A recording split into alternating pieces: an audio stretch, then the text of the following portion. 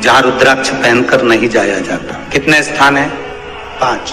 और रुद्राक्ष को 5 स्थान पर पहनकर नहीं जाते, पर रुद्राक्ष के लिए वर्णन किया गया है कि रुद्राक्ष कब कब उतार कर उसको वापिस अभिमंत्रित करना चाहिए।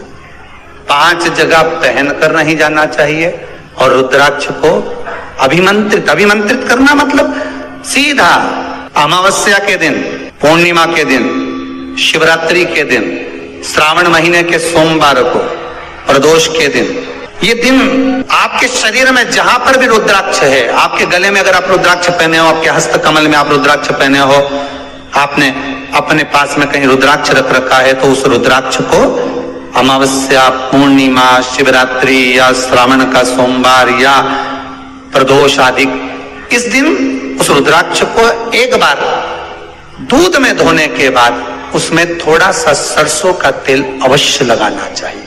क्या होगा उससे? उससे होगा क्या? शिव महापुराण की कथा कहती है, महाराज रुद्राक्ष को दूध में धोने के बाद, स्नान कराने के बाद जल से स्नान कराया, थोड़ा सा सरसों का तेल लगा दिया। महाराज क्या मिलता है उससे? तो कहा उस रुद्राक्ष में बल प्राप्त होता है। कौन सा बल? जो शरीर के अंदर बीमारियां बढ़ती हैं, उस बीमारी को वो रुद्राक्ष धीरे धीरे समाप्त करना प्रारंभ कर देता है। पर एक और चीज याद रखना, जिस रुद्राक्ष के पानी को आप बीमारी के समय पर गलाकर पीते हो, उसमें सरसों का तेल नहीं लगाना, उसमें सरसों का तेल नहीं लगाना। उसको तो आप केवल स्नान कराओ दूध से, जल से, और फिर उसको गला दीजिए, उसका पानी आप पीना चालू कर दीजिए। जिसको बड़ी बीमारी होती है उसके लिए कल कथा में वर्णन किया रुद्राक्ष के जल। रुद्राक्ष का जल पिया जाता है शरीर के अंदर से रोग को, बीमारी को हटाने के, रोग बीमारी को समाप्त कर। तब 5 स्थान बता दिए, 5 जगह बता दी, 5 स्थान निश्चित कर दिए जहां पर रुद्राक्ष को पहनकर नहीं जाना। पहला, किसी की मृत्यु वाली जगह पर। दूसरा, जहां पर बच्चे का जन्म हुआ, मृत्यु आदि जगह पर सूतक लगती है, जहां बच्चे का जन्म लगता है वहां सावड़ लगती है। मतलब जीव जाने के बाद दुख का सूतक होता है, और बच्चा जब जन्म लेता है तो सुख की सावड़ रहती है। सुख की 2 स्थान। तृतीय स्थान, तीसरा स्थान दिया जहां पर वैश्यावृत्ति होती हो या महाराज मदिरा का पान होता हो, उस स्थान पर रुद्राक्ष को नहीं ले जाया जाता। चौथा स्थान रुद्राक्ष के लिए कहा गया, जिस स्थान पर आपको ज्ञात नहीं है और आपको लगता है कि ये स्थान अज्ञात है, यहाँ पर कई जगह पर कुछ जीवों की हत्या हुई है या किसी जीव को नष्ट किया गया है, उस स्थान पर रुद्राक्ष को नहीं ले जाना चाहिए। 5वां, महाराज आपके रुद्राक्ष का जहां अपमान हो रहा है, अपमान से समझ में आ रही है ना आपको बात? ये काय को ढोंग प्रपंच में पढ़ा है, कौन ने कहा इतने रुद्राक्ष धारण कर ले? कौन ने कहा है? क्यों ढोंग प्रपंच में पढ़ा है? अगर हम रुद्राक्ष गले में पहन लेते और नारी का रजस्वला धर्म आ जाता है, रजो धर्म का समय आ जाता है, वो रुद्राक्ष हम गले में धारण कर कर रखते हैं, तो वो रुद्राक्ष क्या वो बेकार हो जाता है?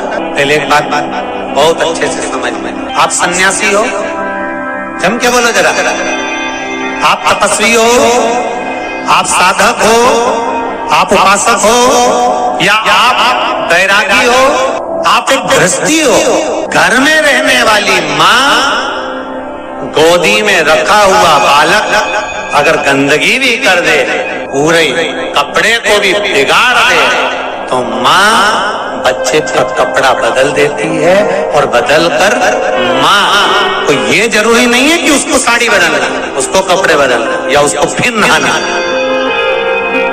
बच्चा जब गोदी में होता है तो माँ की गोद में कितनी बार भी गंदगी कर दे, फिर माँ अपने कपड़े बार बार नहीं बदलती, उसी कपड़े से काम करती रहती है, उसी कपड़े से सेवा करती रहती है, उसी कपड़े से भगवान का पूजन भी करेगी तो भगवान स्वीकार करेगा। क्योंकि मातृत्व के लिए, माँ के लिए, नारी के लिए छोड़ दिया गया है कि तुम और हाँ, आप अगर पूजन करने बैठ रही हो तो आपको ये 7 दिन पूजन नहीं करना। पर रुद्राक्ष अगर आप पहन रहे हो, रुद्राक्ष अगर आप धारण कर रहे हो और अपने जीवन की सार्थकता के लिए स्वीकार कर रहे हो, जैसे तुलसी की माला और रुद्राक्ष की माला गले में पड़ी रहती है, तो ये कंपनी का ट्रेडमार्क होता है कि तुम कौन सी ब्रांड के हो।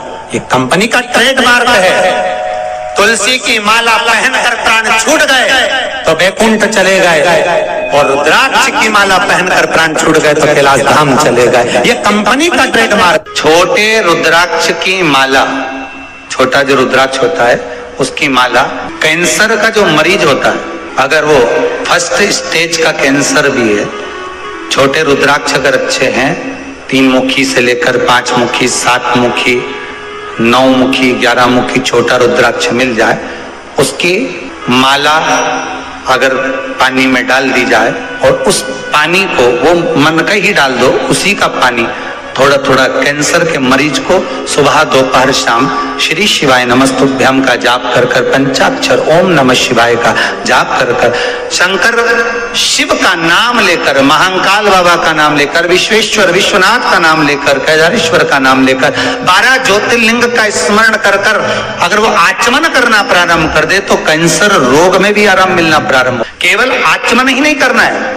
अगर स्त्री है तो अपने उल्टे हाथ पर भी उस मनके की माला को लपेट सकती है। पुरुष है अपने राइट हैंड में उस माला को, अगर कैंसर से पीड़ित व्यक्ति है, रोग से बहुत पीड़ित व्यक्ति, उसको बल मिलता है, उसको पावर मिलता है, उसको एक एनर्जी, उसको एक तेज मिलता है रोग से लड़ने का।